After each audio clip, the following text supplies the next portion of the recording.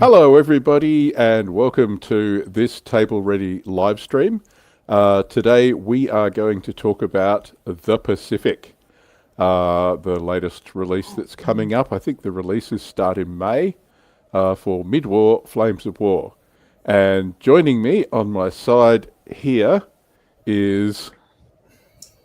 Adam from Dice of War. He never picks up that cue.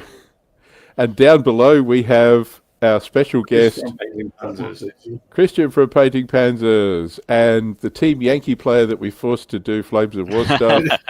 It's Ben. Good evening. We don't do this often, do we? I love that we are so slick and smooth and professional. It's just wonderful. So we are going to talk about the Pacific. There's a lot of stuff to cover. I've made like 100 million billion slides under duress. So who's covering what? Kristian, what are you covering? We've forgotten. Yeah, that's all you need to know. Oh, okay. So something that's forgotten. Ben, what did we stiff you with? I've got the Japanese. You've got the Japanese. Well, I hear some antibiotics will clear that right up. Adam. Yeah, I've got the US Marines and US Army. Oh, shit. That means I better do the Australians. Okay. It's totally, it's totally not a coincidence that Harry has Aussies, is it? Yeah, well. Interestingly, what I'm looking to buy is I'm probably going to buy the Japanese box. I've actually already pre-ordered the Aussie box, the British box and the Japanese box. Right. Yeah. So, and I'm thinking about getting another British box, just because of it works out really cheap for the rest of it. But yeah, no, the Japanese box looks really good, as Kristian was saying. Cool. I think it's the best one all around. Yeah. And Kristian, you've actually got some painted figures up from the new release. Yeah. And you've got some videos coming up, haven't you? Your video coming for painting those next week, and they're the Brits, Aussies, and then tonight I've got we're going to take a look at the actual British box set, the rifle copy. Yeah. So that's actually coming pretty much after we finish here. Cool. All right, so shall we go to the slides? I know we usually bullshit around and talk about what we're doing, but there's a lot to cover, and maybe we should do that. Let me see if I remember how to do this. There we go. So we're going to talk about the Pacific. Interestingly, from this, it does cover 1942 to 1943, so that's slightly different from the previous version 3 books, isn't it, Adam? Yeah, so I think the previous one sort of concentrated more on the island hopping campaign, probably late 42, 43, and almost into 44 and into 44. Yep. With Gung Ho and what was the Japanese one? Rising Sun? Or was it? Right. Yeah. Or was it? Yeah. Yeah. We're here. What they've really sort of done is, because we're adding the British into it, we've got, you could almost say late 41. So the fall of Malaya and Singapore, and that push from the Japanese both into Burma and Malaya. So that what represents the British and the Japanese there. And then from my point of view, then it goes to 43, which is the British push into Burma after they retreated into the Arakan. And then on the American and Japanese side, it's that island hopping stuff, but not quite as late as what it was. Yeah. So this gives you could do Philippines and you can definitely Malaya do Philippines and that sort of stuff. All the Australian stuff in 42. Yep. And then, as you say, then moving on to 43 and what have you. Kristian, when was Arakan? So that's there was a few. They attempted it a few times, but the first one kicked off in 43, I believe. Yeah, August 43. And again, it started off well for the Brits, but then it became a complete disaster. Right. They learned a lot of lessons out of that disaster, which helped them in 44, 45. Not to use Valentine's in the jungle was probably the biggest one. Well, although the New Zealanders used them all right. Yeah, they had a 2-pounder. These, a close support, the 3-inch gun. 3-inch gun. I think with that bit where they used those Valentines in Burma in the first Arakan, the actual guy, the regimental commander doing the attack, wanted to have the whole regiment. Where they're like, no, you only need 8. Like, no, I need the whole regiment. Yeah. And, yeah. There was still in the Allied thing a very big mindset, though, that tanks aren't useful in jungle warfare. This turned out to be, I believe the technical term is utter bollocks, and tanks were actually very useful. Yeah. One of the biggest problems with the Valentine, at least for the British, was the amount of crew that was actually in the tank. That I think it was only a 3-man crew from the top of my head. Right. Whereas the Grant Lee, I think it was 6. So that just 5 or 6, yeah. Yeah, I think even in the desert it was 7. Yeah.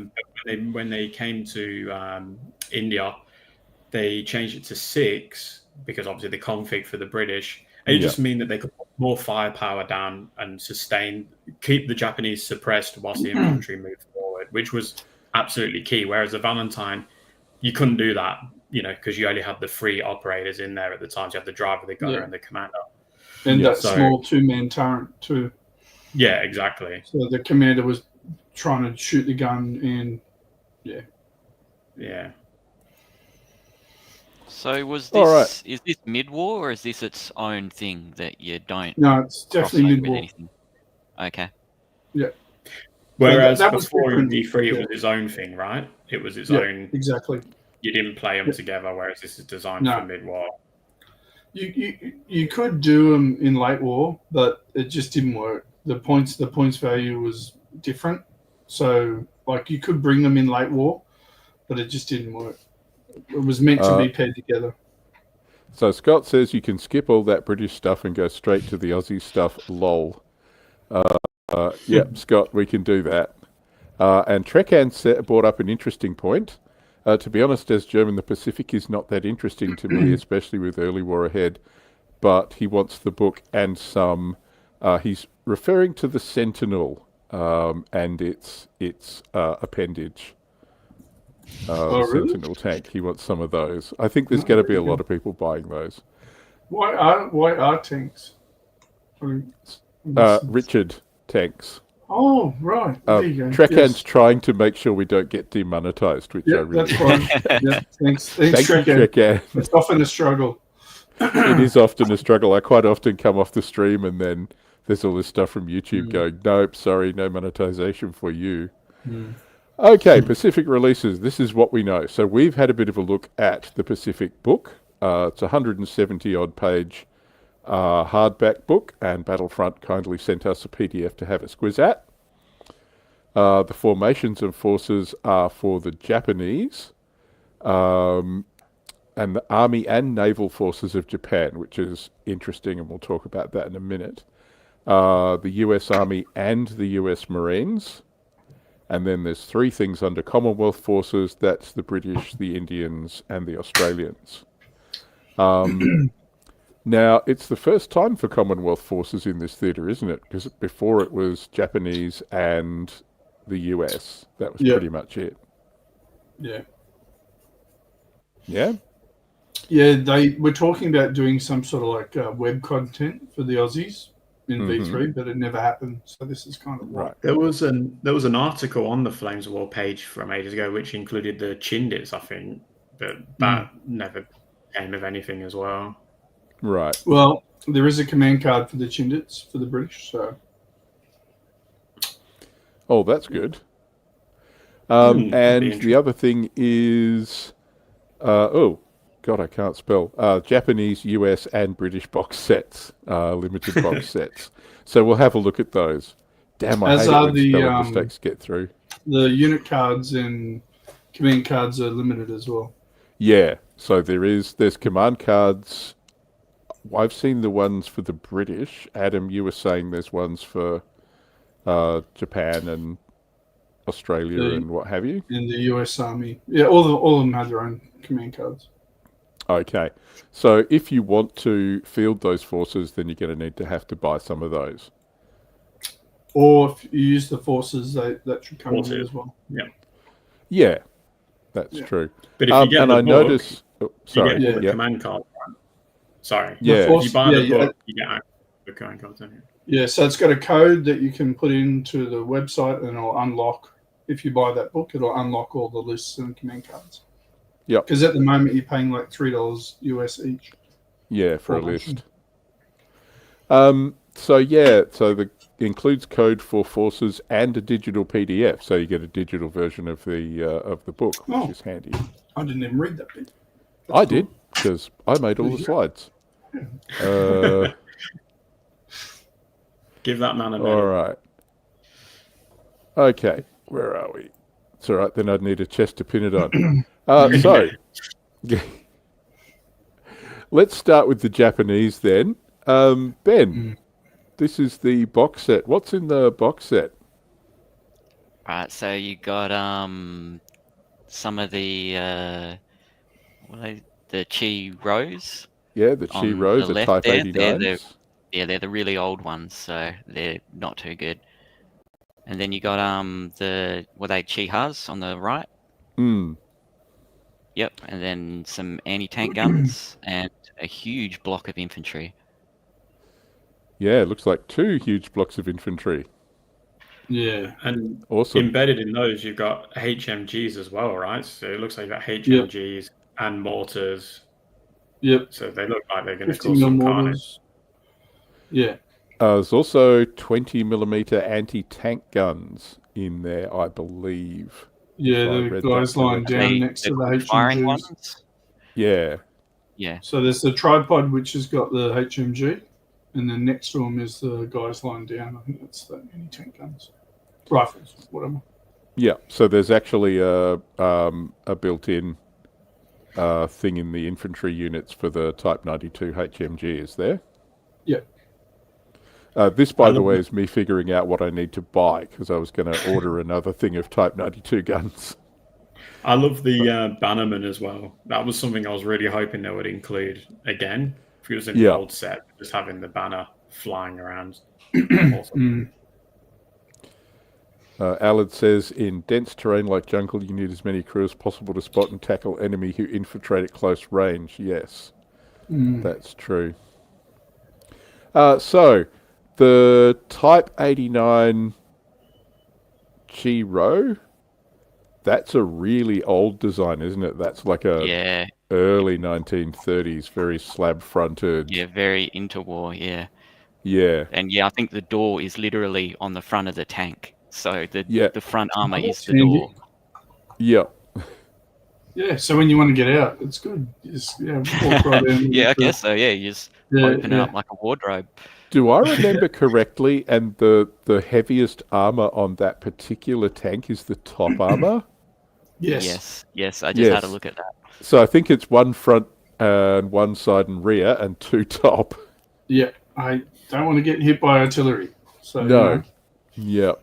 But on the other hand, you've got the Chi-Ha, which I thought was an interesting choice. I was expecting the lighter tanks, the Ha-Go, to go with those. Yeah, they're more of like the scout one that you put organically in the infantry, I think.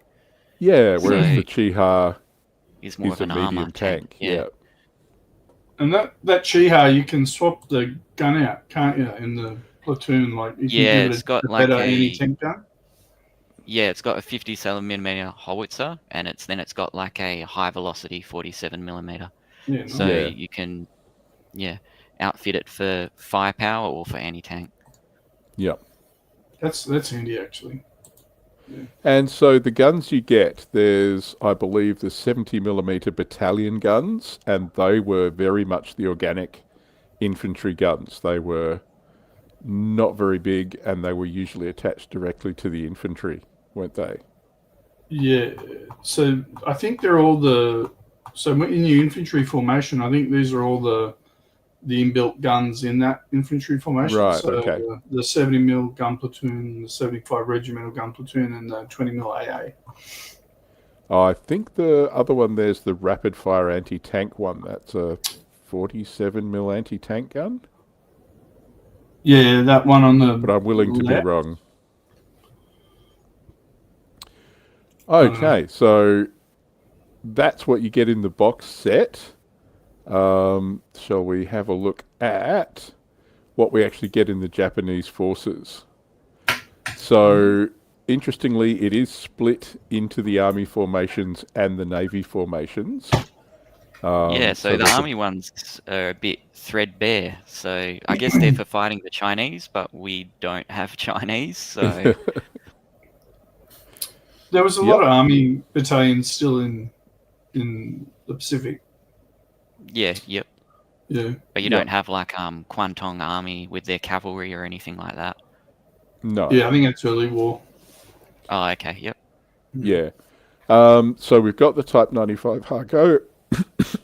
Pardon me. The Type 97 Chi-Ha and the Type 89 Chi-Ro, as well as an infantry company on the army side. So none of these tanks are really going to light up the night, are they? No, only if they're on fire. Yeah, that's true. Let's have a look at the naval side then. So there's the Type 2 Ka-Mi. That's the amphibious light tank, isn't it? So basically it's built inside a boat. No, the pontoons at the front and the rear are like detachable. So you drive it onto the beach and then you can just pop them off and just keep going. Right. And it's got a big dome thing on the back. Is that like a tiller position that you can steer from? Or No, what? I think it's just a Snorkel. cover for the engine. Yeah, snorkel. Oh, okay. For a snorkel.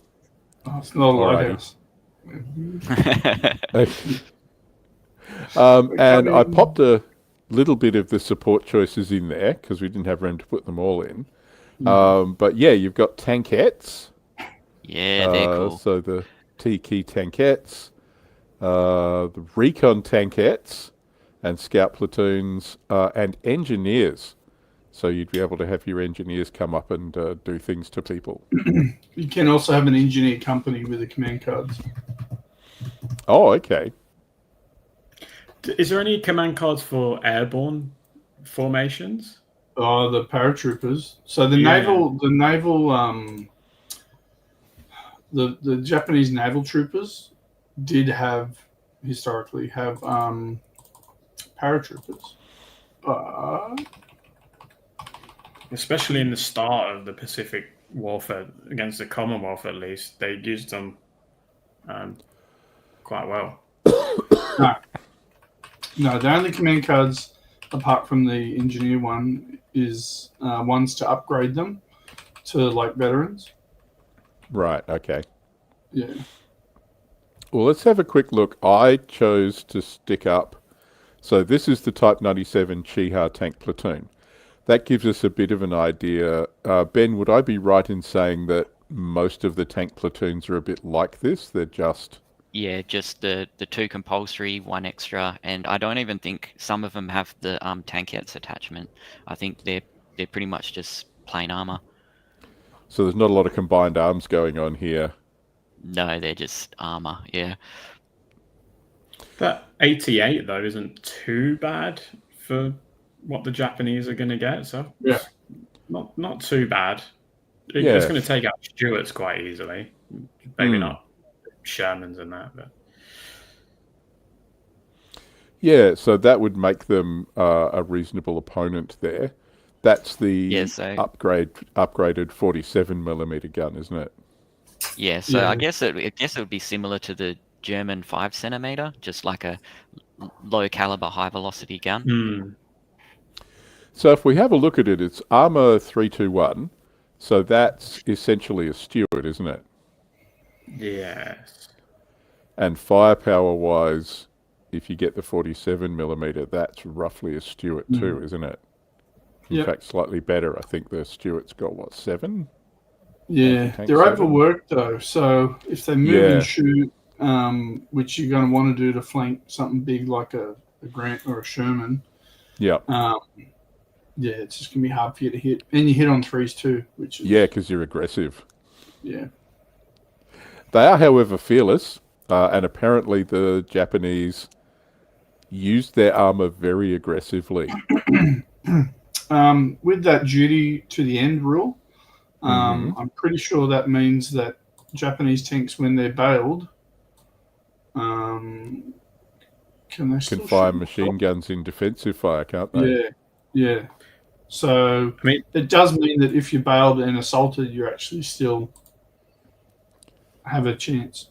Yeah. I mean, the Japs against the British, at least anyway, they literally spearheaded the infantry, so they would go ahead before without any infantry support, and they steamrolled the British in Malaya just by that tactic alone, straight down road without them being able to stop it, because it's completely unexpected. Same thing at Milne Bay, though. They drove Type 95s all over the Australians because sticky bombs didn't stick, and they'd left all their anti-tank guns further back because they couldn't bring them forward, so they just had no answer to them. Yeah, that was a big thing with the British and the Aussies in early war. Like, I just think they didn't expect the Japanese to fight very well at night. I think there was this sort of bigoted misconception that somehow Japanese couldn't see well at night. And you know, they weren't good. They weren't going to be good fighter pilots because they couldn't. But that was most World War II forces, especially in the start of the war. Yeah, 100%. Fighting at night was just like ungentlemanly. You don't fight at night. The fighting stops at dusk, and then we start again at dawn. And the Japanese are like, no, screw that. We're going to go at night, and we're going to go hard. In fact, that's one of the Japanese special rules, isn't it? You can choose night attack. Yeah. Because they owned the night a bit. All right, so that's a tank formation there. I chose the naval infantry for us to have a look at. The naval infantry has a lot more toys. Yeah, the but army also is pretty threadbare. They're fearless. Yeah, look at those low numbers. Yeah, wow. Counterattack 2+, last stand 2+. You're going to have to grind these guys down. Interestingly, the, defensive... 75mm anti-aircraft gun give you? Sorry to cut you off, Harry. Yeah, no, do you know off the top of your head, Ben? Not off the top of my head, no. The AT, is it 12? Oh, okay. 10, so sorry. AT-10. Yeah, AT-10, you can get units of four of them, which is which is different to most Japanese gun teams, and you can actually probably take 2 units of 4 in most formations. So one will be part of the formation, and then the other part will be support. Interestingly, the 20mm anti-aircraft platoons are what the Japanese used to poke a lot of holes in Australian Stuarts. At Boona and Gona, they dug them into bunkers and just shot the heck out of the tanks with them. Yeah. So hopefully that would work. I remember there's one of them at Boona that they didn't think it was operational, that no one was manning it, so they moved the tanks up. And it's like, no, it was, and punched some holes in them. Yep. I think one thing for me that stood out is how they've changed the Banzai rules. Oh, look, I just happened to have included those on the slide there. Yeah. So, so they've got 3+ save normally, hit on 3s, but in defensive fire, they've only got a 4+ save. Yep. Basically because they're very aggressive. Yeah. But they move 6 inches in assault instead of 4. My opponents better be ready for that Banzai charge. Yeah, the 4+ save, but they won't fall back. Yeah, there is a bit of that. What was the rule in the old Japanese thing where if they broke formation, they did a Banzai charge? They got rid of that. I can't remember. I didn't play it. Sorry. So it was like... Yeah, there was something about it. They all just... I think everything, gun teams, anyone, just get up and charge. Yeah. Like your last roll of the dice. Okay. But yeah, I didn't see anything like that. But they do get a 6-inch charge into contact, which is great. So they can leap out of the jungle and charge at you further than you're expecting. Are And never forced to fall back from defensive fire. So you can't stop them. You got to kill them all. Yeah. Mm. They can still become pinned down. If so, they end the assault pinned down, whether they win or are forced to break off. And they can't voluntarily choose to break off. Yeah. So that's a bit of a double-edged sword. So you can charge these guys into combat and they've got good numbers, but if you don't win, they'll get chopped up. Or if you lose a bucket load from defensive fire on the way in, you're going to have to go in anyway. Yeah. Yeah. So, have to go in anyway, and as long as you keep passing your very low counterattack, you can't choose to break off. That's right. So yeah, it is a bit of it's a gamble. It's a bit like me with my Australian sticky bombs in the desert. You know, I blow up more of my guys than the enemy usually. They've got rid of that rule, fortunately, in V4. Oh, good. Alrighty. So here's some stuff I just chopped out of the catalogue that they sent us as well. Yeah, I think you picked some of the cooler ones. I did. I love those tanks. They look so silly, but they look great. It literally looks out of Studio Ghibli, like how they. Yeah. You expect to see a little cat sitting on the front of it and sailing towards you. Yeah. You know that Aetherworks has still got a couple of old boxes of those sitting around. Maybe. Anyway, so the Kami naval tank platoon is fun. I think the 20mm anti-aircraft platoon is going to surprise some people. Ben, what were you going to say? Sorry, I cut you off. You know the Chiro's bad, but it's just a cool model too. Like it is definitely an interwar tank, just like a box with rivets. Yeah, it's cool. Yep. Oh, Trekan's saying normal infantry has rate of fire 1 and slow firing. Yes. So we showed the naval guys, who are amazing and they're fearless.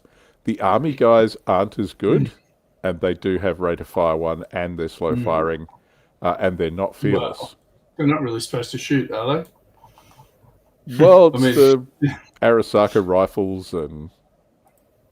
Yeah, I saw a video on that, and they reckon they weren't as bad as people reckon they are. But...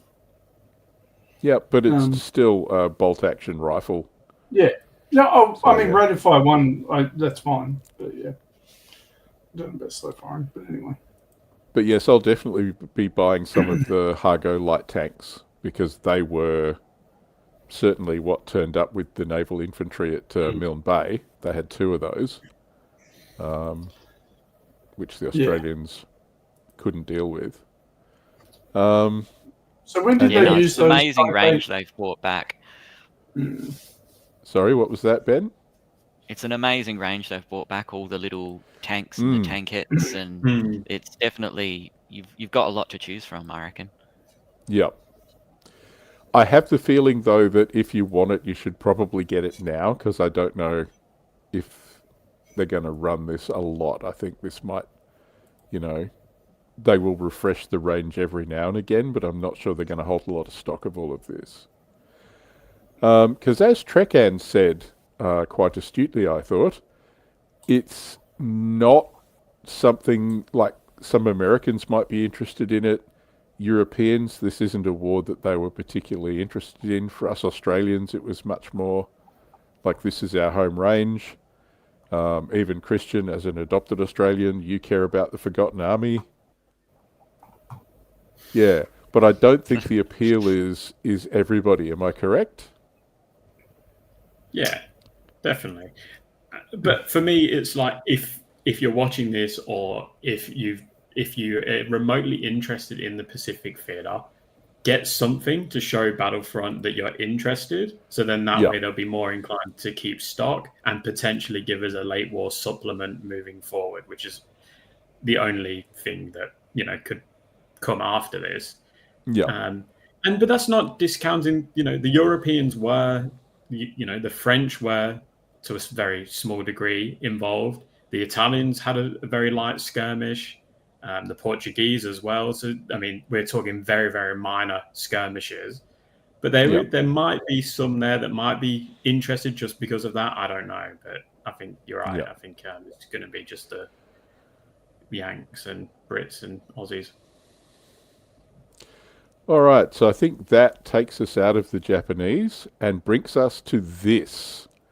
One of the things that we noticed in the book is there are wildcards. Kristian, you wanted to talk about the Japanese tiger, perhaps? Did I?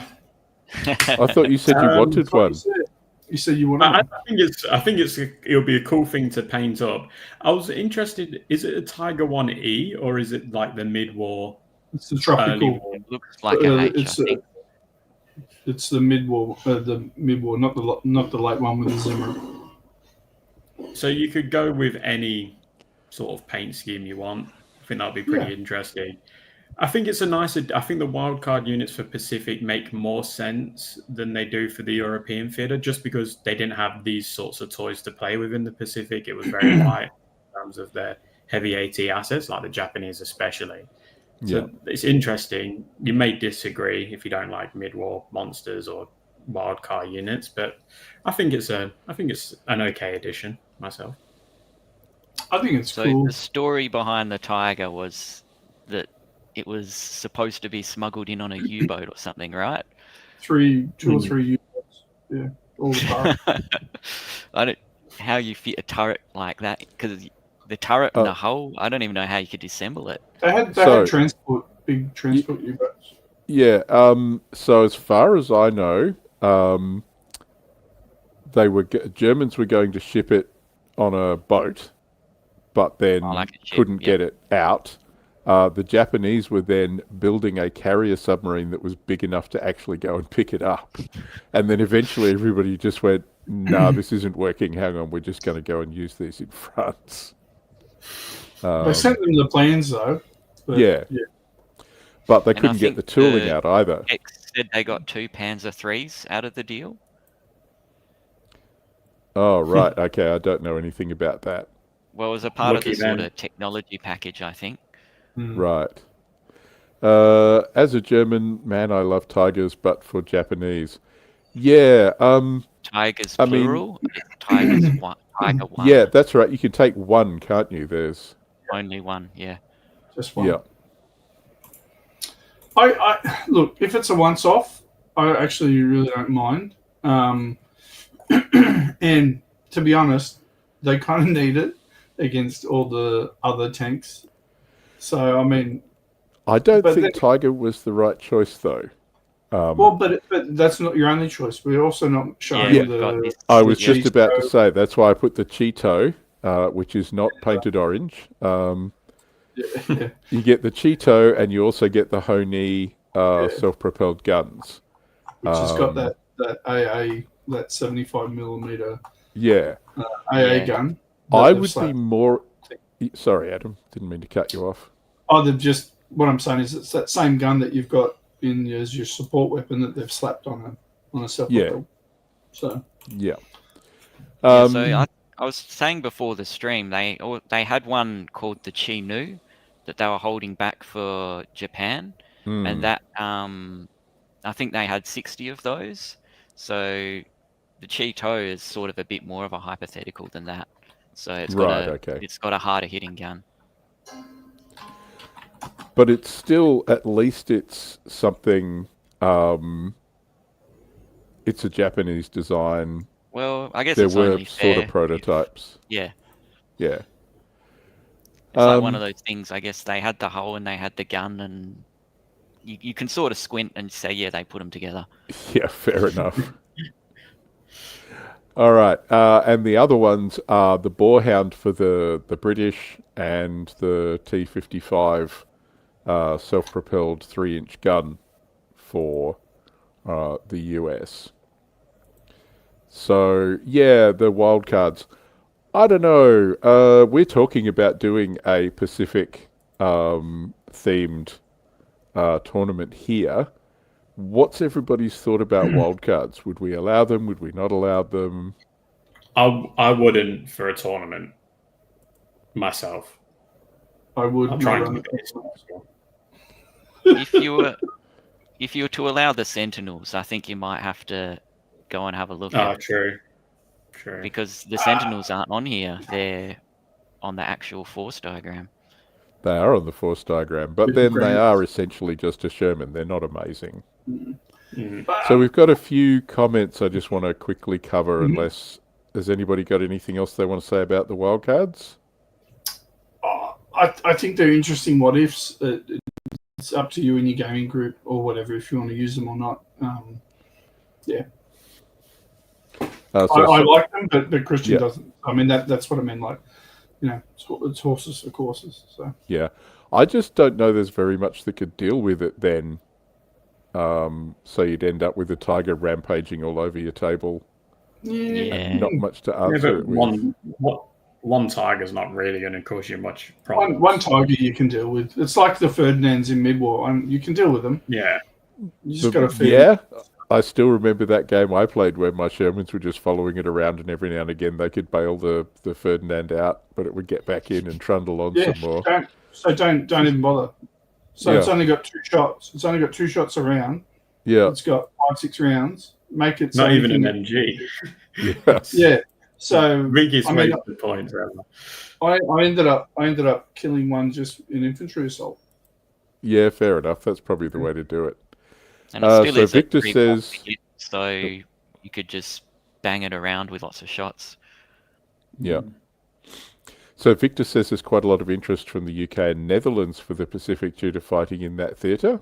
So yeah, there were Dutch territories there. That'd be something I'd like to see as maybe an unofficial list, like a Dutch.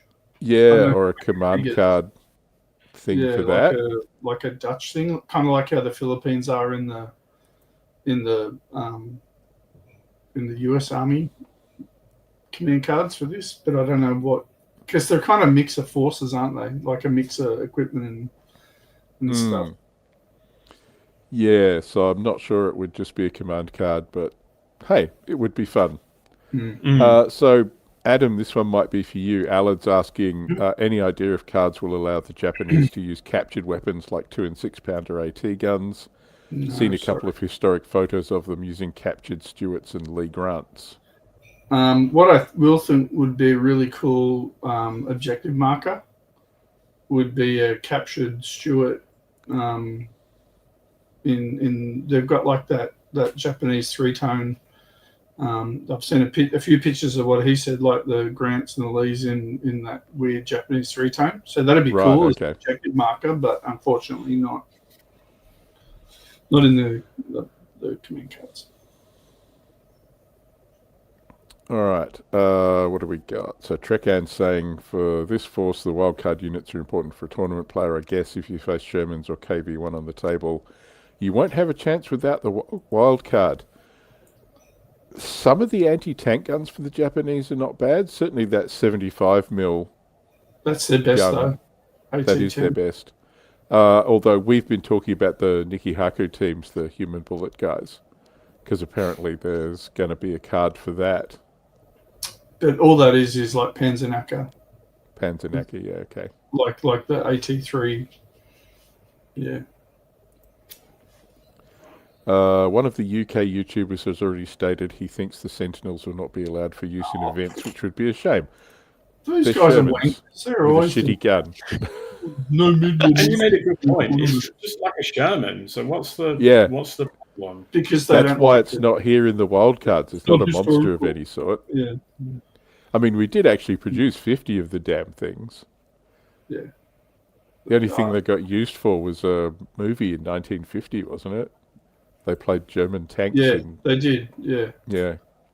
I really, like, some guy reckons he's not going to have them in his tournaments. Oh well, but I bet you they'll be at the GTs, the Battlefront one.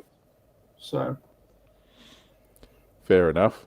All right. So far we've done the Japanese in a wild card. Maybe we should do the US Marines. Then you can do some talking, Adam. Yeah. So this is the US Marine box set. So it comes with some, looks like 4 Stuarts. You've got the T-70 anti-tank. So that was the early anti-tank that they had in the desert. So the Marines had the same ones. I think you can take units of 2 in this.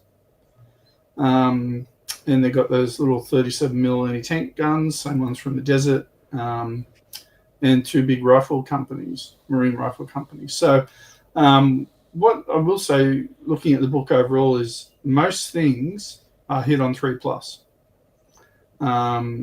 You've got the Marines are hit on 4+. You can upgrade the Japanese to be hit on 4+, but it costs you more. All the British, the British are the same. Normally they're hit on 3+. You can upgrade them to 4+. And the Aussie infantry all is normal rifle company representing the 6th Div is hit on 4+, but the militia's hit on 3+. So one thing I think you'll kind of notice in the book is that lots of things hit on 3+, so that being hit on 4+ is a pretty good deal. And for the US, that's very much because they weren't sending the A team to the Pacific. They were sending their best troops to North Africa and then Europe. I remember the guys who fought alongside the Australians in Papua and New Guinea were National Guardsmen. National Guard. Yeah, that was the 47th Infantry Division, I think. 32nd or 37th, I can't remember. The 32nd were at Boona and Gona. So they did have a more veteran one called the 25th Tropic Thunder Division that were based in Hawaii, and there's a card to upgrade the Americans to that, the Army, to that. Right, yep. But the Marines are the ones that have trained a bit more, got a bit more, not experience, but a lot more training. So they're a bit gung-ho, huh? Gung-ho, yeah. Indeed. So Scott is asking, any word on M4A2 early small hatch Shermans? I wouldn't be holding my breath if I were you. Yeah. You can take Shermans.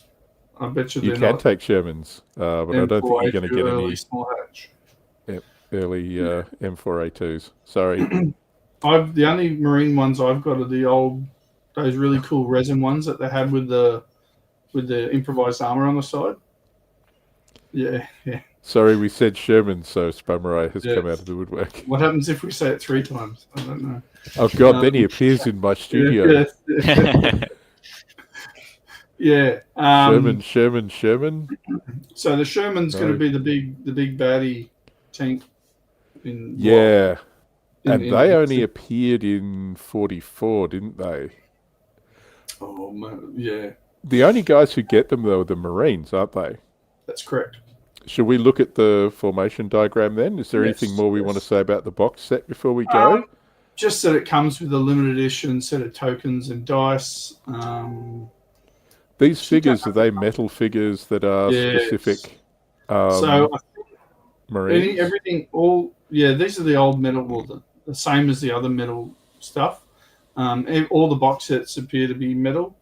I think Kristian would support that. Yes, absolutely, mate. I can go.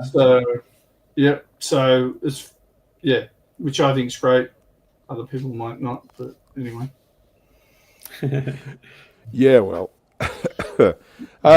So I was just thinking though that a lot of the other stuff in there is not new. So the half tracks with guns on them are from that's North the old Africa. resin. Yep. The Stuarts. The plastic Stuarts. Yep. And the guns are the plastic 6-pounder, yeah? No, they're the metal 37. Oh, okay. Oh, so they're not 57mm. No, they're the smaller ones. Okay, yep. Yeah. Oh, they're the 37mm guns. Yep. I haven't. Yeah, I was going to say 57, core some of them Japanese tucked away tank. somewhere. Mm-hmm. Yeah. Cool. So, all right. It's cool for me. Know that. I like that, but yeah. Yeah, so 37mm guns. That'll be interesting. Okay, so what we were going to talk about. And that's all you need versus Japanese normal tanks, really. That's true. So, Marine M4 Sherman Tank Company under the Marines. M3 Stuart. Yep.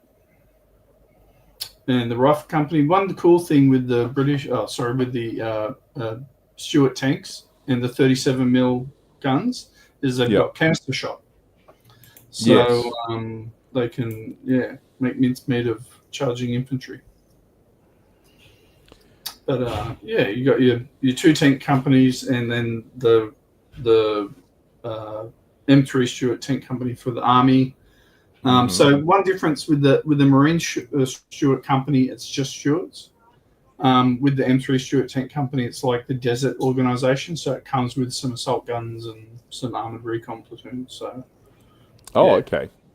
Yep. And you've also got the CBs, so the Naval Construction Platoon, which I think is awesome. Yes, I made sure to put that in there because we're going to need some of those if we do a Milne Bay thing. Yep, and you can take a CB company command card, so that's cool too. Cool.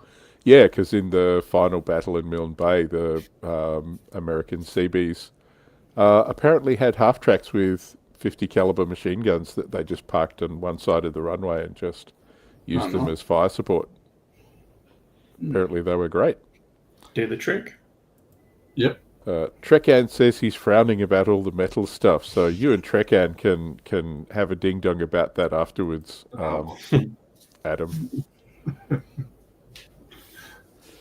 What's Spamerai saying? The British box set containing M4A4s could be used as proxies for M4A2 small hatch in the short run. Of course, the Soviet large hatch hulls, which were used by the USMC later. So yeah, if you built the other ones as M4A2 large hatch early 75s. I've got Sherman tanks. Yeah. Sorry, I can't help it. I'm a Sherman junkie like Spamerai.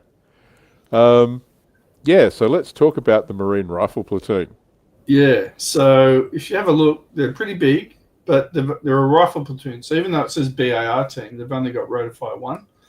But I think it's very similar to the Japanese. Well, they're actually not supposed to shoot things. They're supposed to get in and stab things. And so you can see that they've got their gung-ho, the 3+ tactics, fearless, simplify for their counterattack, but they hit on 4s and it's 3+ save. It's pretty useful though that they can have a bazooka team and upgrade, add 2 LMG teams, and they've got a mortar as well that they can add. So, can you add a HMG team as well? Yeah, it looks like it's covering that. Yeah, little things covering that. So yeah. So yeah, you can actually stuff some things in there if you want to build those up a bit. Yeah. So there'll be big base fire, but you're going to pay for it. So they're going to be expensive as compared to other infantry. But I mean, these guys are going to be pretty awesome. I mean, they're fearless with a 2+ counterattack. So yeah, they don't have slow firing for their 1-1. So the Garans, I guess, take that off them. Yeah. The BARs. So yeah, it's not bolt action rifles. They also get the observer rule as well. So all American units tend to have that observer rule. Infantry formations. Yeah. That's Is a good like spot, a Kristian. triangle artillery integration thing? Yeah, so it's like their platoon leader can call in artillery as well as the HQ as of other formations. You've got 1 HMG as part of the formation, a mortar platoon. You've got that inbuilt 37mm, plus a Marine Scout platoon, which is pretty cool, and that 75mm self-propelled. So that's 2 of those. I think they're 18-9 from memory. Yeah, so that's a lot of combined arms like tucked away in there, isn't it? Yeah. So it's good in that, if you want to just have that one formation, you can really bulk it out, and it's going to be hard for you to lose by losing your formation. You've got a lot of tools there. Yeah, you have. And I mean, you've got bazookas and lots of machine guns and a mortar and all sorts of fun stuff tucked in there. Yeah. I think if you were going to play it as an infantry formation, you'd probably get 2 large or 1 large, 1 smaller rifle platoon and then the guys that you really want to do your assaulting is probably the assault engineers. Yeah, because they got flamers and a better assault rating.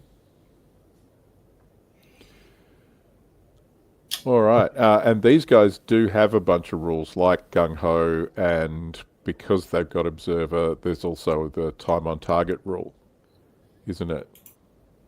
Yeah. So they've got the Americans. Yeah, the time on target, which I think is the first. If they're ranging on their first attempt, it counts as if you've under the repeat bombardment, so you got to reroll your saves. Right. There is a spirited Sherman discussion going on in the comments that we might leave alone. Alan's saying starting to weaken was only going to get the Japanese, but if their metal is going to add US Marines to the order. Oh yeah, Wake Island. Yeah, cool. We could do that. Wake Island would be cool. So yeah, here's the other rifle platoon the US Army rifle platoon. Yeah. So yeah, this is almost identical. Well, it is identical to the Fighting First Desert organization. Yeah. You hit on 3+. I can't remember if that's the same. Yeah, I'm pretty sure they will hit on 3+ in the desert. Right. So, yeah, to me, it's pretty, as you were saying, Harry, it reflects history. Like the guys that aren't US Army units that were sent into the Pacific weren't very well trained. Well, they were as well trained as you would expect for a fresh division that hadn't fought combat. So, yeah. I also think nobody had any idea about fighting in the jungles either. The terrain was something that most of them had no idea about. Well, the thing was, in the US Army's, the High Command reckoned they didn't need their artillery pieces because they had these recon shots of the Japanese that were dug in around Boone and Gona. Yeah. And they're like, oh, there's nothing there. You don't need them. But, it was actually one of the most heavily defended areas in the Pacific. And it just looked like grassy hills. Yeah, well, until you actually fight in them. So, yeah. So again, it's that same combined arms thing. Yep. So yeah, you actually get a mix of lots of fun stuff, mortars and machine guns. And they're pretty cheap though. So I mean, you can actually afford to have 2 of those machine gun platoons and 2 of those. What I'd actually do with those 81mm mortars, I think they're in 3 and 6 strength. Yeah. So I think you can actually, instead of getting 1 unit of 6, get 2 units of 3, and that way you've got 2 templates for the same cost. Yeah, fair enough. That's a little smarty thing. Yeah. Well, that's why you win and I don't. All right. So what else have we got? Oh yeah. So here's These are the Marine Shermans and the Marine Stuarts. So yeah, they're fearless. They're green, but somehow even better in assault for the Shermans. Yeah. Hit on 3s though, but I mean it doesn't really matter if you're AT6 with a Sherman, but it's a different story with the Stuarts. They're exactly the same stats wise as what you would see in the desert previously, except the addition of the canister shot on the Stuart. Yeah. So that's an 8-inch rate of fire 6 if you're moving or not. Shot basically for infantry. I do think with that canister shot, there's a penalty for moving and shooting. There is. It's a +1 if you fire it on the move. Yeah. So you can still fire it on the move for 6 shots, but that's awesome. And I think the Australian ones get that too, don't they? Yeah, the British ones don't, but I think the Aussie ones do. Yeah. Cool. Scott's very disappointed that they're M4A3s. I don't know why they'd think they wouldn't be. But anyway. James wants to know Siam, French Indochina, and do we have Aleutian Islands in Alaska? There's a massive call for the Aleutian Islands, Alaska. Absolutely. Yeah. Some of that other stuff, is that early war? The battles you just talked about? Yeah. Probably. Siam, French Indochina, French Indochina, that was later when the Japanese pretty much overthrew the French. They went in at the start under like neutral terms, and then when they all started turning against them, then they turned on the French, and there was a few battles. In Vietnam, Thailand was definitely the start, and pretty much throughout the war, and the Aleutians obviously was early as well. All right. One thing I was going to say with the Stuarts for the US, you can give them a flamer upgrade. Oh, cool. Yeah. All right. So who's covering the British? I've forgotten. Hey, I recognize this box set. So do you? This is the British box set. Obviously, could obviously be tailored for Aussies to a certain degree. You can see we've got 2 infantry platoons with their HQ, so it's a rifle company, 6 6-pounders, 4 25-pounders, 3 universal carriers, and 3 Grants or Lees. You can make them whichever way you want. The all new sculpts, so the British rifles, the British 6-pounder crew, 25-pounder crew, as well as the 2-pounder crew, Polston crew, all of that is brand new sculpts. All the plastic is existing. So the universal carriers is existing. Same with the Grants and Lees. They do have a thing in the British part of the book where they've actually removed the cupola from the... Oh, they mention about it from the Lee. Oh, yeah, they don't take the machine gun out of the Lee turret. Yes, well, the British did, and but they haven't. I think you have to use a Sherman hatch, and I tried to do it on one of mine, and the Sherman sprue hatch is too big for the Lee. Oh no! Turret. So it would have been a nice addition if they could have thrown made up like a little sprue for that. I don't know, but that's me being super pedantic. But they mention it in the book, which I thought was quite interesting. I wasn't expecting to see it in the book. Well, they did have mixed, so they got a whole heap of Lees. Yes, they did have mixed. Yeah, they did have mixed. Yeah, there's a command card where you can actually pay for extra machine guns for all the tanks, basically. So you're having Lees instead of Grants.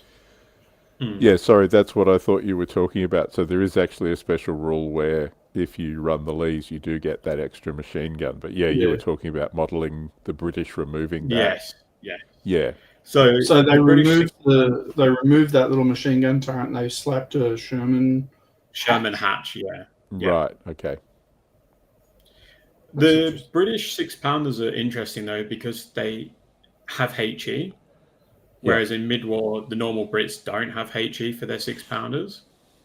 Yeah, I was going to say 6-pounders seems like a lot of anti-tank power. So, but they don't have the ammunition. Well, the historical side of this box set is definitely not tailored towards 42, 43. You'd be looking at more like early 44. But I think that goes the same with the US. They had Shermans, and we know that was obviously late 43, 44 as well. So, but it's a cool box set. I think 6-pounders was probably overkill. I would have loved to have seen the 6-pounders go and put HMGs and what about in there. 12 6-pounders? Yeah, because you can take 12 6-pounders. That's because you can take a unit take them in units of 6, though, can't you, Kristian? Yes. Yeah. I mean, cool box set. Very cool box set. Yep. The only thing for me, though, is I have most of those from something else. Oh, so what was that, Ben? Sorry? Sorry, Harry. What would you have preferred instead of the 6-pounders? Just infantry? I'm looking at it from the point of view as you're facing the Japanese. So you'd want light mortars and you'd want HMGs. I think 6-pounders are only going to be good if you're on the offensive. And at this particular point of the war, they're not. I mean, they're very, very limited offensive into the Arakan, but that was it. At that time, they're rebuilding, so they are on the defensive whilst they rebuild, retrain, and get ready for the offensive that they had planned in 44. So I would have liked to have seen HMGs and mortars opposed to the 6-pounders, because those 6-pounders are going to be used to destroy bunkers and in place Japanese positions opposed to tanks. Yeah. So I'm guessing, though, that they put that in so that people got some guns as well. I can see what you're talking about in terms of that would make more sense as a force, and I think you're entirely correct. A unit of Vickers guns and a unit of mortars would definitely be better, but I think in their philosophy of what they put into box sets, they needed some guns, and that's... Yeah, but they could have, like the Japanese, they had samples, so you could have had 2 6-pounders. Because I think they come in 2, 4, and 6. You can only use two guns in the Japanese. I think the British can use 2 6-pounders, though. No, sorry, but what I meant with the Japanese force is that those units of 2 guns is the maximum size you can take. So that's why they've got 2, 2, 2. Yeah. So they're full units. Yeah, the only reason, I think you're right, Kristian.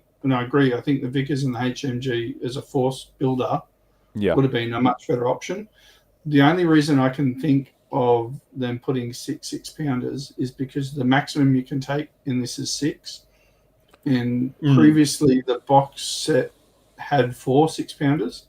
So this way you get the 6 6-pounders that you could normally have to buy 2 boxes of 4 and have 2 left over.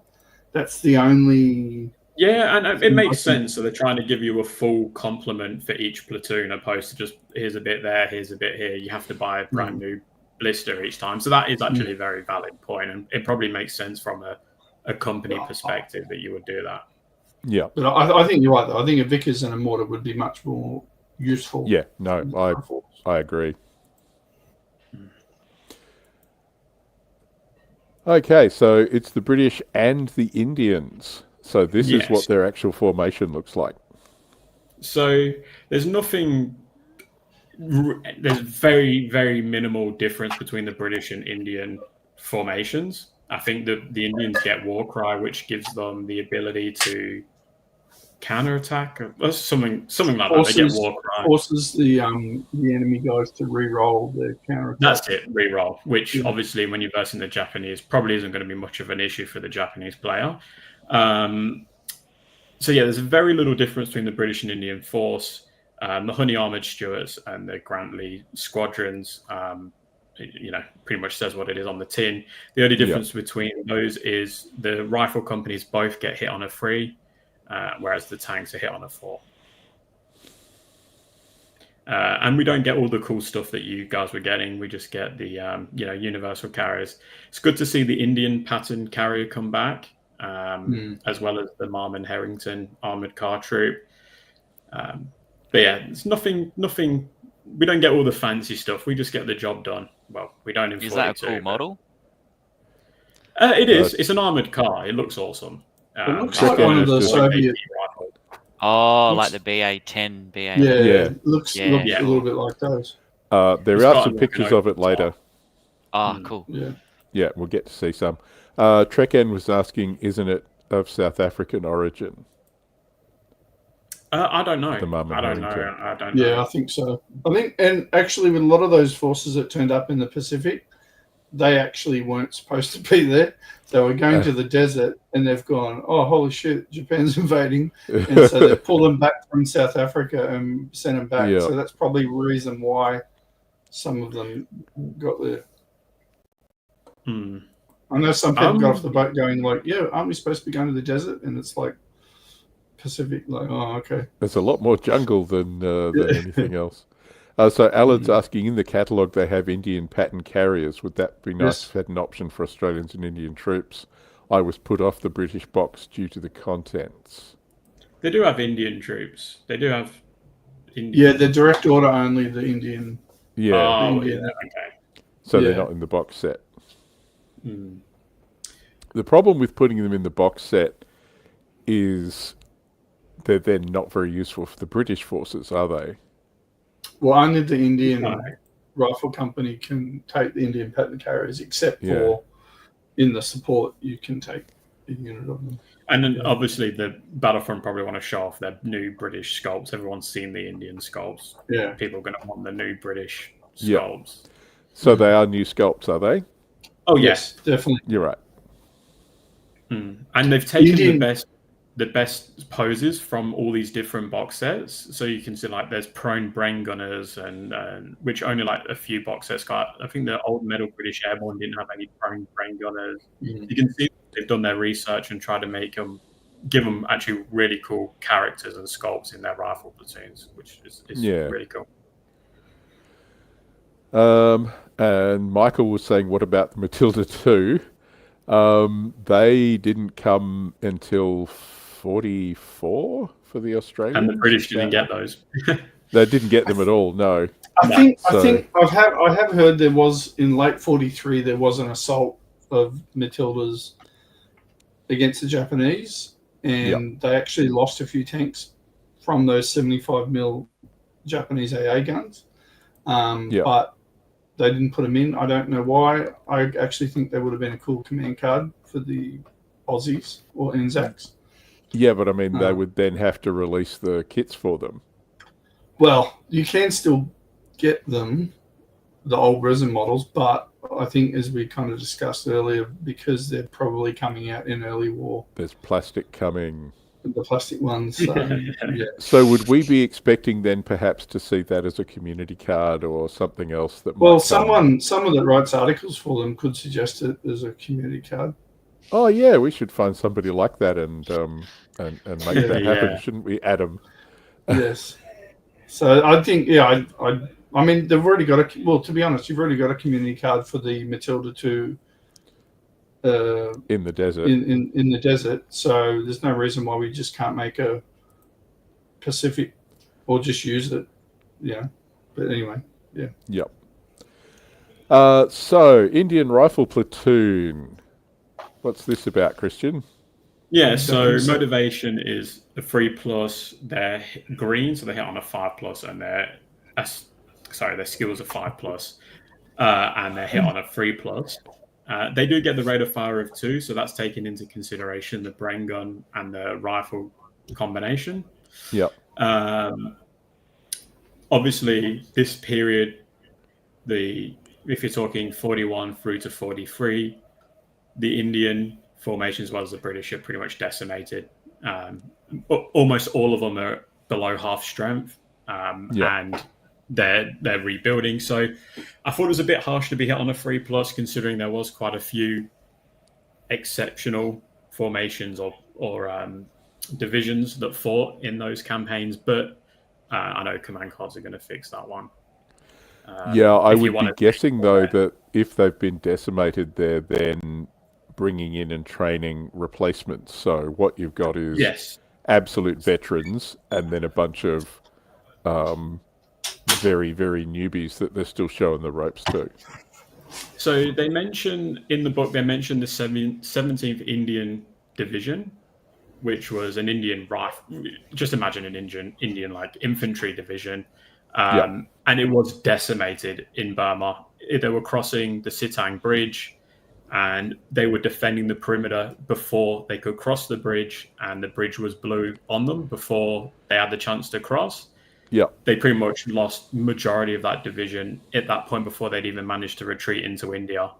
And that's what they're sort of tailoring the Indian divisions around in this book, is because they make a big spiel on the 17th Indian Division, the Black Cat Division. So yeah, you've got some vets in there. They had to fight their way back into India. But I think command cards are also going to help if you want to up-vet your platoons. Fair enough. Gurkhas. Gurkhas. But again, the Gurkhas that fought in Malaya, for example, a lot of those were inexperienced. They weren't, even with the jungle fighting, they weren't adapt to it like the Japanese were, and they were following British tactics and stuff. So, it was all very, very hard. There's a pretty cool command card called Jungle Fighters, and that upgrades the tactics of the British Rifle Company, which is handy. So what is the tactics role used for mainly? Movement orders, digging, things like that. It's not for assault, but like if you want to blitz or scoot and shoot, all that sort of extra movement-y stuff. Okay, now these don't have as many stands as maybe the US forces. No, these are just your generic sort of British. It's your generic British structure for mid-war. They get the 7 teams, plus you can add in a boys AT rifle and a 2-inch mortar. Yeah. There's it's not anything too fancy, but gets the job done. They're cheaper though. Than Somebody's the US erased the points. Yeah, we did For good reason. We're not allowed to show them, unfortunately. Yeah. Oh yeah, I was about to bring that one up. Yeah. So how come the point section of the cards don't have their number value? Because I've spent most of this week going in there in Photoshop and deleting the ones we're trying to show, because it's a requirement from Battlefront. We're not allowed to discuss specific point values, and that's one of the things we agree to when they give us advance access to this sort of stuff. Plus that you can see they're all watermarked, so if anybody leaks the book, they know who did it. So that's a requirement from Battlefront, and that's fair enough. We're willing to go along with that. Hello.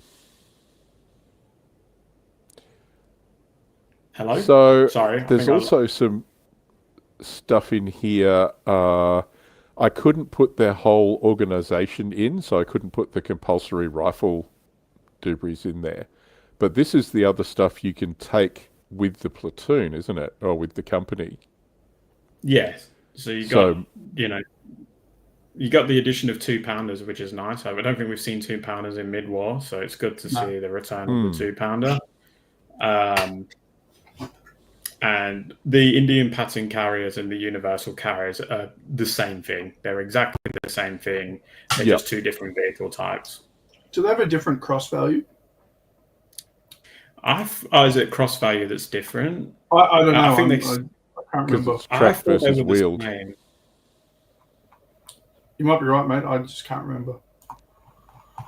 No, cross is the same at a 4+. I'm pretty sure they're identical.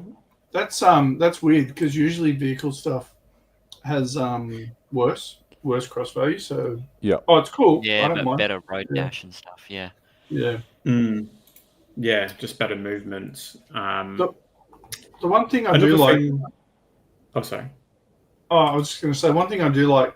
If you compare these rifle companies and stuff to the desert ones, the boys and the 2-inch mortar are all, you have to take them. You don't have a choice. Yeah.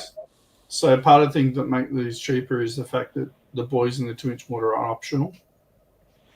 Yeah, which is cool. I will make a note on the actual sculpts themselves, so the rifle sculpts that we can see on screen now.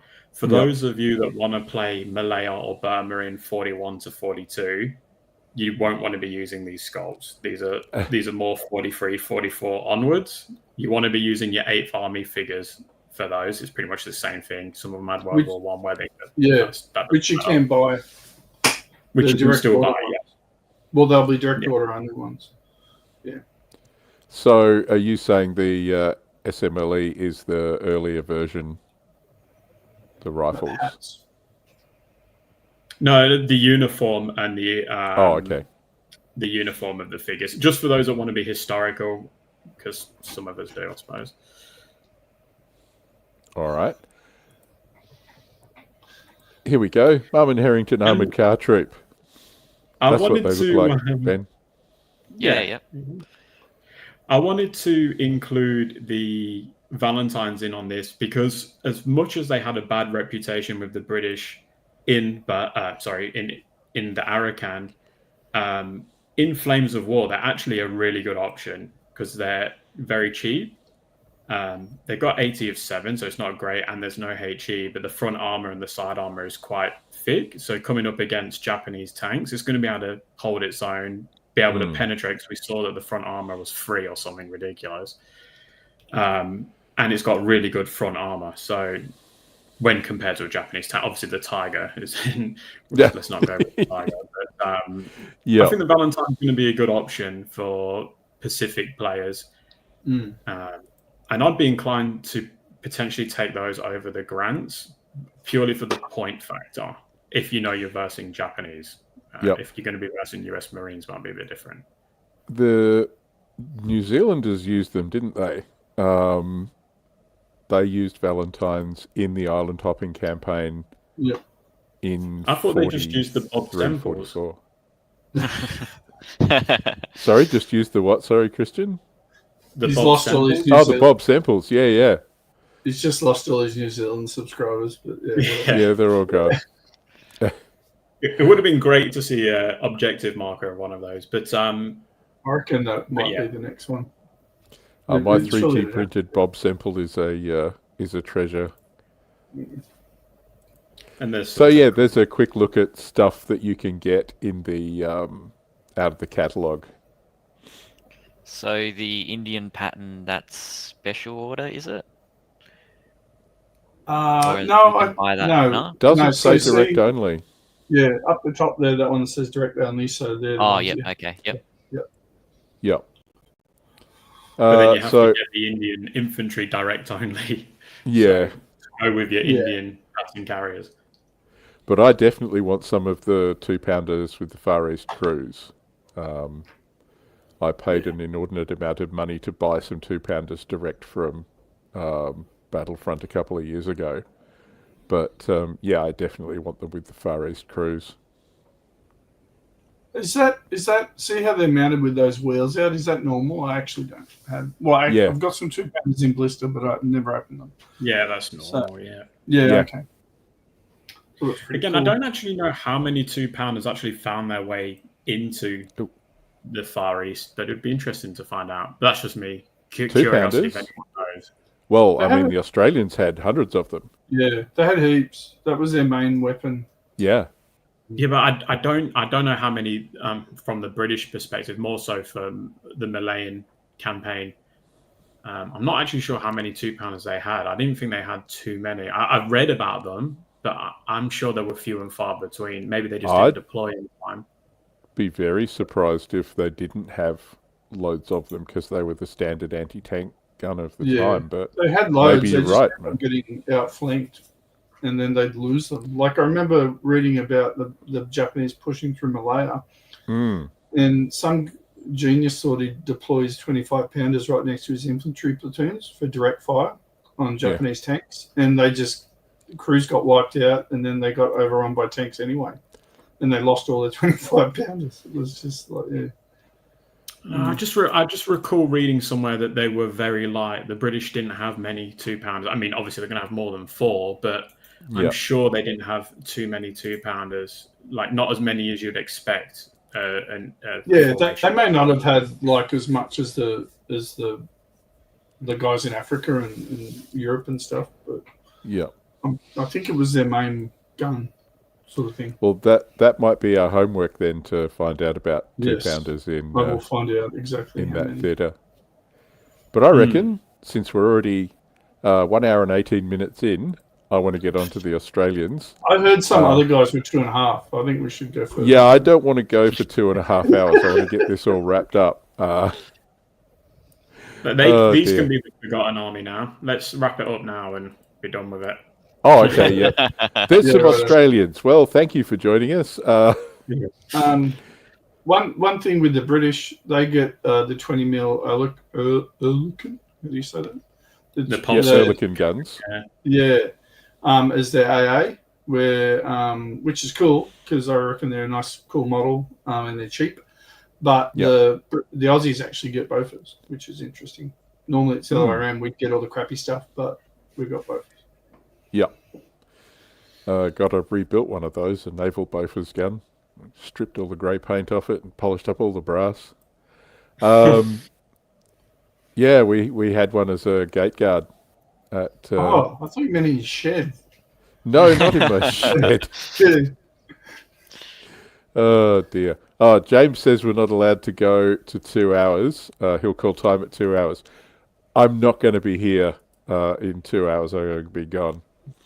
All right, so Australian Force. We've got infantry formations, the Rifle Company, the Militia Rifle Company, and the Commando Independent Company, which we might get Adam to talk about in a minute because he might know something about those. So the Rifle Companies are the Australian... so Australia was split into two things, the AIF, which was the volunteer guys who deployed overseas and were doing the fighting in North Africa. And the militia guys, the CMF, the Citizen Military Forces, were not able to be deployed overseas. They were the reservists or the militia, also sometimes known as chocos, because they were meant to be the chocolate soldiers who would melt away at the first heat of battle. And we've got both of those here, plus the commando companies, which we'll talk about in a minute.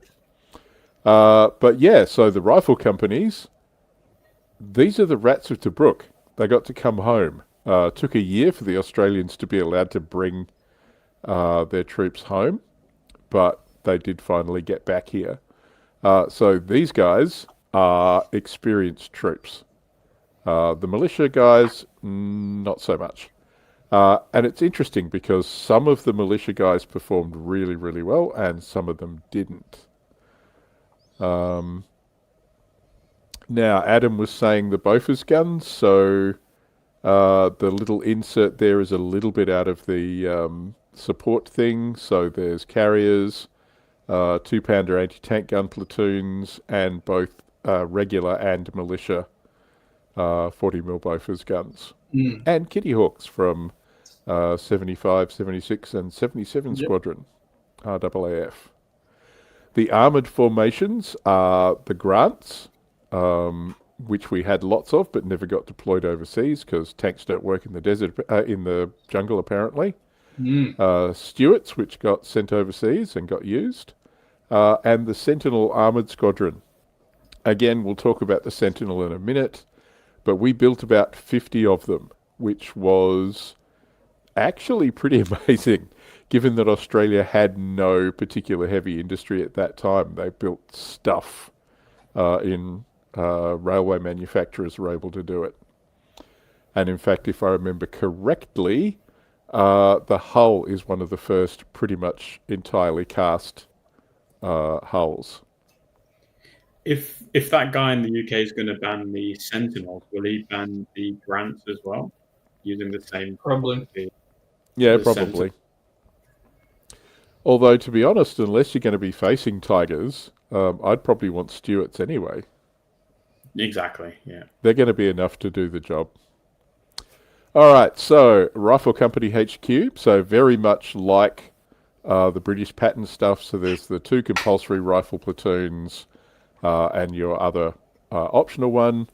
Mortars, Vickers machine guns, you can have up to 2 of those. 2-pounder anti-tank guns, universal carriers for reconnaissance and troop movement, because apparently you're allowed to actually stick guys on them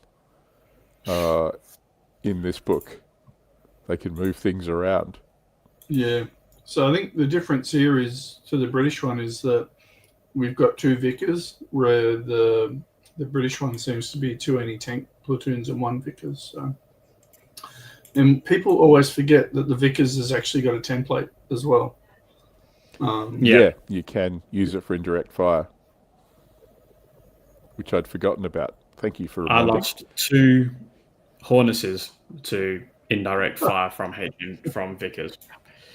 So Hornissa. You got to pronounce the E or we'll get in trouble. Sorry, yeah, Trekken gets very angry. Well, you know, that big, ugly SP gun. The Hornet. Yep. The prongy. If you say Hornet that way, it's correct, but we can pronounce it properly. Anyway, but this is very Australian. The Australian Army is essentially an infantry army.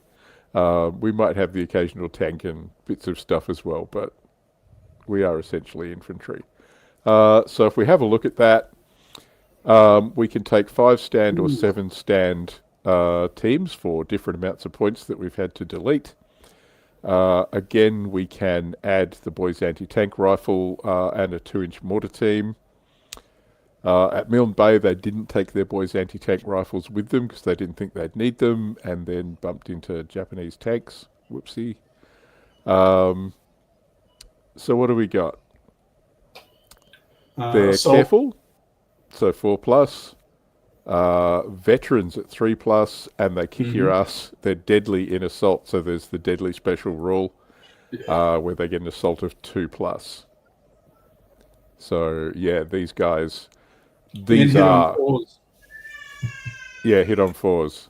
So these guys know what they're doing.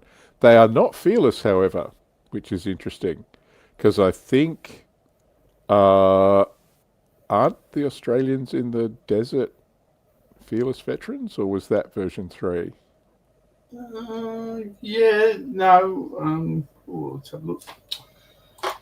Oh, because it's Adam's going to go and have a look. It's a command card for. Oh, it's a command card. Yeah. So the little insert I put in there is actually the militia, just to show you the difference. So they're still confident, and they still have the 3+ rally. So they're well-motivated Australian troops. They are, however, trained rather than veteran, and they have an assault of 3+. Australians do like to do lots of bayonet training and get in close and do that kind of stuff. So sorry. Do they have Brens as well, or is it just rifles? No, Bren guns and SMLEs. So they've got Bren guns in there. Chris keeps asking, are there Owen gun sculpts? That's on the next slide. Scott, we'll get to that. So yeah, the militia is interesting because some of the militia were great, and some of them, like the 39th, ended up being as good as any of the AIF guys. But some of the other troops hadn't been as well trained and weren't as lucky, and were not as effective. But I mean, Battlefront can't. They have to make a choice about how that works. So there's a difference there, and it's definitely reflected in the points. All right. I am going through this pretty quick. Commando sections. So I've got all the stats up here. You do get BSO 229, the Australian Commando upgrades that you can buy. I'm assuming these will be direct only. Yeah, so they have a flamer and Owen SMGs. Yeah, so the British number 2 flamethrower and the Owen SMGs. I'm going to be buying at least a couple of those upgrades if I can get hold of them. So, Adam, you know something about the commandos. Do you want to? Yeah. So, it's much like the British commando formation for mid-war. So they're smaller teams. The maximum you can get, is they're 5. But if you want to bulk it up, you can actually add boys and 2-inch mortars. Probably not for what they actually do, just so they can die first. So when you get them, so you don't lose, in assault, that sort of stuff. Yeah. You can replace 2 bases with ON SMG teams, so you obviously lose that range, but gain that rate of fire 3. Yep. You can also swap a Bren gun stand with a flamethrower for 1 point, so they're also handy in assault. Yep.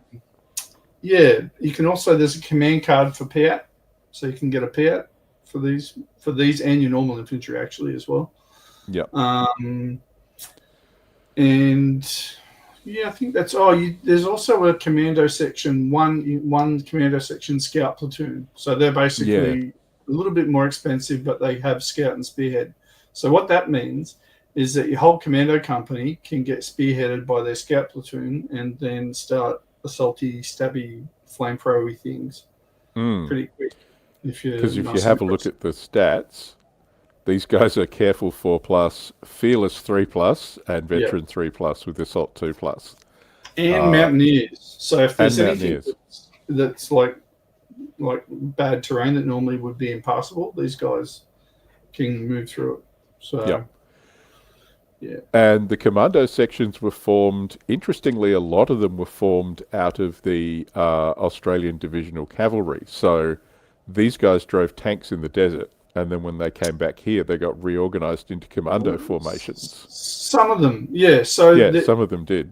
So they had the independent command, the independent companies were what they originally called, not commandos, and they started 4 different companies, and then they then saw that, and they were meant to go to the desert and help with the armored divisions there as recon platoons, but then Japanese invaded, so they've gone, oh, hang on, we've got to use them for this. But there was the armoured recce regiments that were with the 6th Division, like you were saying. They're called the Commando Cap platoons. They were the armoured recce regiments back then. When they brought the Aussie troops back from the desert, they basically re-equipped them and turned them into commando platoons, independent companies. Yeah. So that's a cool bit of history. And certainly I know them because they infiltrated the Rabu Valley up towards Leh and Salamaua. And they started being inserted, and they just kept inserting more and more commando sections. And eventually they basically pushed the Japanese out of that area, captured the airfield that was in there, and then they could bring in more troops. So that particular operation was spearheaded by commandos who ended up securing a very large chunk of territory. It's funny though, like the British or in the Australian Army hierarchy really didn't like the independent companies and the commandos. They thought they were a waste of good troops. And they actually got disbanded at the end of World War II, and then they used them to form what became the SAS and the actual commando companies later. But I found it funny that all the results that they've seen them do in World War II, and they still thought they were a waste of time when they came back. I think they just resented them that they were independent companies and not under their command.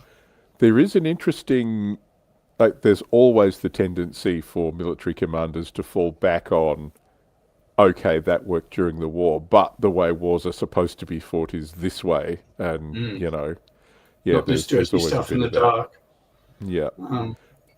And I seem to remember there was a very big thing against elite formations in, there was no way in a normal unit you could have a specialist section of something particularly. They were very no, you can't. Everybody just needs to be cross-trained and stuff.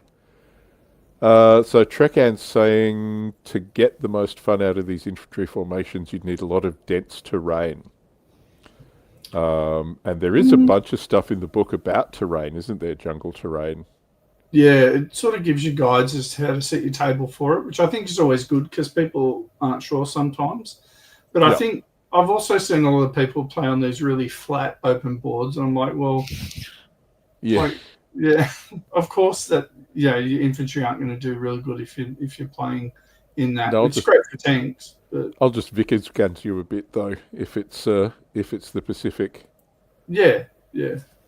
And it's funny, people think that the jungle or Burma and everything are really dense terrain, and what you usually find is that they're really hilly and mountainous, and then there's big stretches of flat land which are perfect for tanks, which is what the Japanese drove all their tanks down. And it's not just all hilly and like Papua New Guinea. It's lots of different sort of terrain. So. But some of it can also be there were no roads. So the reason they didn't bring up any 2-pounder anti-tank guns in Milne Bay was because the damn things just got bogged all the time. It's all tracks and trails. Yeah, and as soon as it rained, and it rained every day, they were just mud. Yeah.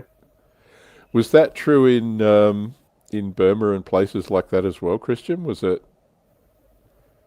a lot of problems with mobility on roads and things like that? So the southern part of Burma was actually really open.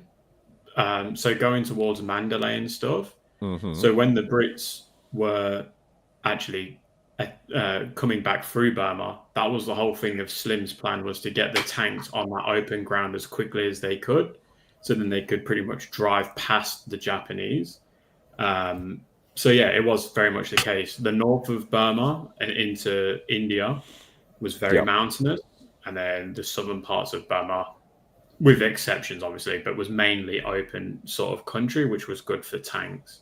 Obviously when the monsoon hit though, no one's driving anyway. So Scott was saying we need some 25-pounder shorts, some snorts. What have you got to say about that, Adam? Well, luckily there's a command card for 25-pounder shorts. So they're a bit cheaper than the normal 25-pounders. So You can still get 25 pounders in the Aussie lists. I think you can have up to 3 units of them. They're the most expensive 25 pounders in the Pacific because the British ones aren't as good. So you'll have the best crews, better and 3+. The snorts are basically, barrage wise, they're the same, but their range their AT isn't as good in direct fire than the standard 25 pounders. But I think it'd be a really cool model. Yeah. The other two things that were in the British that I don't think, well, if people know, there's a 3.7-inch mountain gun command card for the artillery. And there's also a 4.5-inch howitzer. So that's the old early war 4.5-inch howitzer. Yep. You can use that. And in the Americans, there's actually another 4.5-inch howitzer, but it's a different one. It's the French or Polish one. And it's got like a really high AT and like 1+ or auto firepower.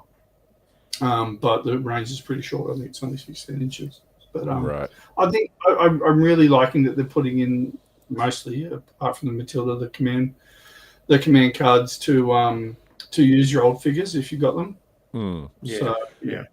So Scott's asking, I wonder how best to model them. Are we getting snorts in miniatures? I didn't see any. I guess you could buy a plastic one and sort of hack at it a little bit. So you wouldn't have a gun shield. It's got no gun shield, and you'd have a shorter barrel. So I'm sure you could actually get the normal one and just hack at it a bit. That'd probably be the best way. All right. So, hour and 36, so better snap this up. So I didn't talk about the Stuarts and the Grants because most of the tanks have similar structures to this formation, but I just thought I'd bring this out. Not particularly historical, didn't get used anywhere. I absolutely need to buy at least one box of them to play with. So yeah, careful 4+, confident 4+, trained 4+. So the best I could think of is these things are 2-pounder Shermans. Well, you can get the 6-pounder one as well. True, so you can get one with a 6-pounder gun. Yep. And then see what's that one on the right hand side, Harry? What's that gun? That's there? The one with the 25-pounder. It's like a 25-pounder to me. It looks like a 25-pounder indeed. There's a good reason for that. Yeah. You can't do the 17-pounder AC4 version, unfortunately. I wish they would have done the twin 25-pounder though. How cool would that be? I don't even know how that would work in game terms. But, yeah. Imagine whenever you fire it, the tank flips over backwards. Yeah, I don't know. yeah. But I think it's cool, Harry. I'm definitely getting at least one. I'll probably get 2 platoons. One 2-pounder platooned and the other one. So the other one's a 6-pounder. You can have 3 6-pounders or you can have 2 6-pounders and a 25-pounder. Yeah. In the other platoon. Yeah, whereas the 2-pounders are all just 2-pounders. Yeah. You can't mix anything else but in. They're not HE. They're HE as well. So they're still pretty. That's a pretty handy bit. They can dig out infantry if they need to. Spammerized says the twin 25-pounders would basically leave you with a driver and machine gunner and no room for anyone else. Yeah, that turret does look a bit cramped. Yeah, the AC4 turret was actually bigger. It's actually taller and has some more room in it, which is why you can't just stick a plastic 17-pounder gun barrel on that. So the comment is odd that no Matilda, which were used, but give you Sentinels, which were not deployed. Yeah, I think we spoke about that earlier. I'm sure someone could do a community card for the Pacific for Matildas. So I think it'd be but I think basically Battlefront are waiting because they've got plastic Matildas coming for early war. That's my feeling. When we get our hands on those, allegedly. I do hope, because the Australian ones, they found the tracks were vulnerable to Japanese anti-tank guns, so they actually have a heavy guard over the front of the tracks. If you see any of the Australian Matildas, they actually have a heavy armoured cover over the front of the tracks to stop them getting knocked out. Yeah, well, I guess there's a lot they can do with Matildas, because there were, I think there were Soviet ones that they converted to take the 76mm T-34 gun. Right. So you could put a lot of stuff in that box, I think. Oh, that would be fun. Alrighty, where does that leave us? Oh, hooray, that's the end. So, what are your thoughts, gang?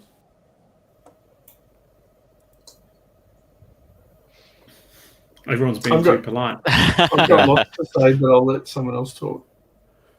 Oh, well... I'll keep it. Oh, no, go on, Ben, you go. All right, well, I love all those resin tanks that they're bringing back, like the Camille and that old one, the Sentinel. Yeah, there's a lot of cool resin little tanks that they're bringing back for it, and they look awesome to paint. Yep, it's very unique, isn't it? The stuff for the Japanese and the Sentinel for the Australians. There's a lot of unique many, stuff and coming. The little tankettes, and everybody wants those amphibious light tanks as well for the Japanese. Yeah. Has anyone ever bought one of those? Do you know if you can actually have them without the ends on them? I've never seen one with it. I haven't bought one, but I've never seen anyone show it without them on. If they're resin, it'd be pretty tricky, I think. I'll have to have a look. I just think, because looking at those tanks without those pontoon things, it looks like a big box. Yeah, they look but they look cool. I'd like, And Kristian, you had some stuff. I was just going to say, for the purpose of time, I'll keep this very short. I think it's great. I honestly think it's a great release. And I hope people get around it. I love the fact they've brought the Commonwealth forces into play as well.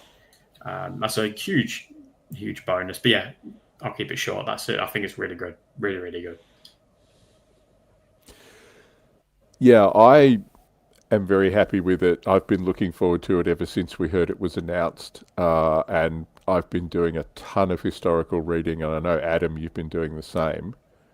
So yeah, we've been talking about Shaggy Ridge and Milne Bay and Kokoda and all of those things over the last year or so.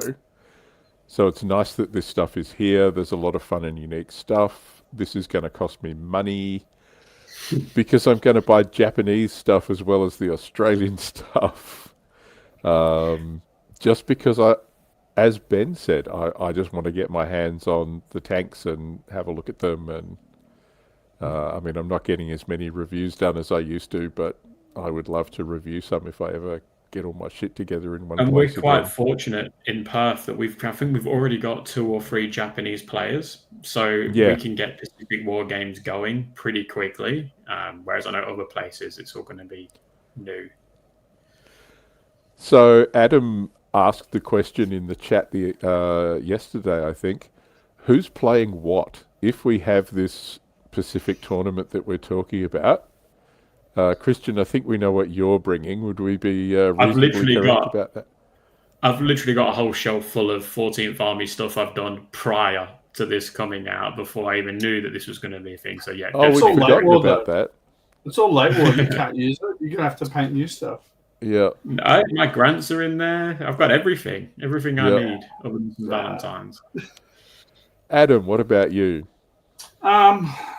Cool stuff. I mean, I really like the history, obviously, of course, but also the painting and modeling stuff, like Kristian.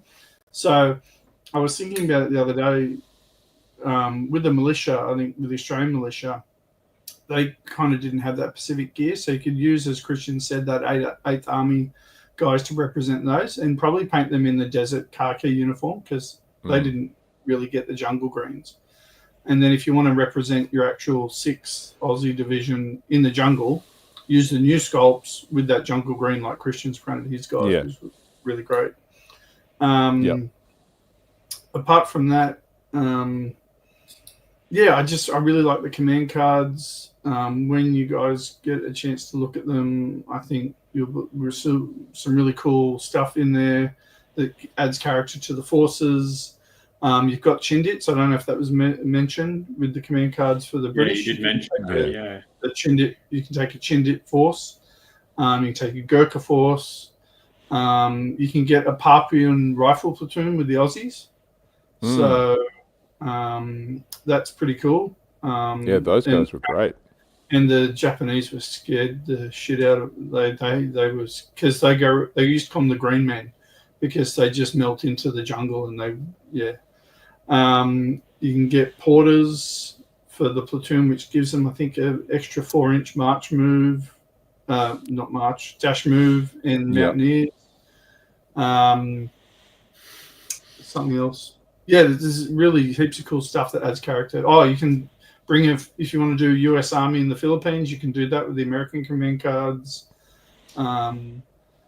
There's just a really great base for if you want to do historical reenactments. Like the one thing I really like to do with you guys, apart from a Pacific tournament, is actually some sort of link campaign, like a Milne Bay or Budagona or something, where we can actually have a series of battles and recreate stuff. So I think that'd be really cool. I've been working on that, figuring out what you need for the particular forces. That's why I was very happy to see the Seabees in the US, because we'll need them for the final Battle of Milne Bay. Oh, that's what I forgot. You can get engineer platoons for the Aussies. So I think minimum 10, maximum 13 stands. Right. They've only got rifles, but there's bucket loads of them. So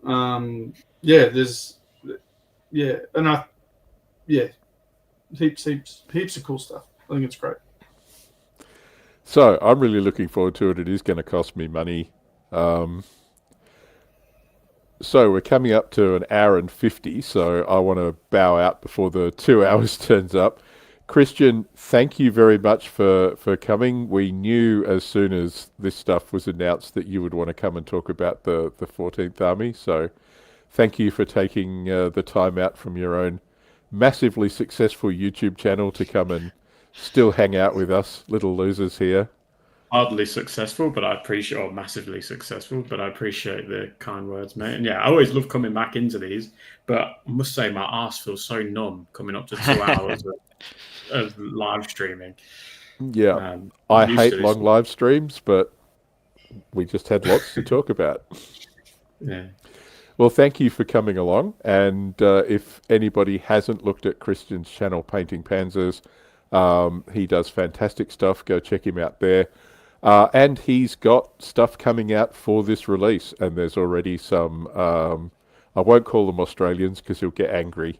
There's some Far East painted guys there for you to have a look at. Ben, thank you for coming. I know as a Team Yankee player, this isn't always your cup of tea for the Flames of War stuff, but thank you for doing that. You're slowly pulling me in. He has to go with the Japanese now, right? Wasn't that his homework was the Japanese? Thus, that means you have to buy the Japanese. We didn't actually say what we're going to use. Yeah, I don't know. For me, it's a toss-up between Japanese and maybe Australian militia. I don't know. Yeah. I'm a bit the same, so I might have to build and paint Australians and Japanese and then figure out which one I want to use on the day. Yeah, I think I'd go Aussies. Yeah, that'd be fun. Aussie independent commandos would be fun. Oh, Kristian's already left. Anyway, I think we should probably call it there then, because he's already gone. Oh, little Kristian. It's a mini him. No, I thought he was coming to introduce his son on thing. All right, well, we're going to wrap it up here. Thank you, everybody who came and joined us. Thank you, everybody who had a spirited Sherman discussion on the comments. Yeah, no, that was going on. That was going on. I was sort of reading that with one eyeball while still trying to talk cogently about the Pacific. So, hopefully the pre-orders come up sometime soon. I've been waiting for them to come up on Battle Bunker. But, I think we'll call it there. So you can, if you're in New Zealand, you can pre-order from Battle Bunker NZ. Right. Already. Okay. Yeah. it's much cheaper. What, you mean given the Australian dollar at the moment? Well, Aussie dollar is still better than the New Zealand dollar, but it's the Aussies. You know how I don't know if you remember the old Games Workshop thing where it'd be double, even if the Aussie dollar was strong, we'd still get like double. It's the same thing. Yeah. So, all right, guys. Well, we will do this again soon. And thanks, everybody, for joining us. Bye for now. Have a good one, guys.